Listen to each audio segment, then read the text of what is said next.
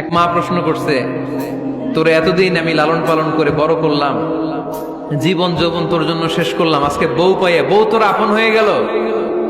এবার ছেলে উত্তর দিছে, মা, আমার মুখ থেকে মা ডাক শোনার জন্য তুমি কি কষ্টটাই না করছো জীবনে।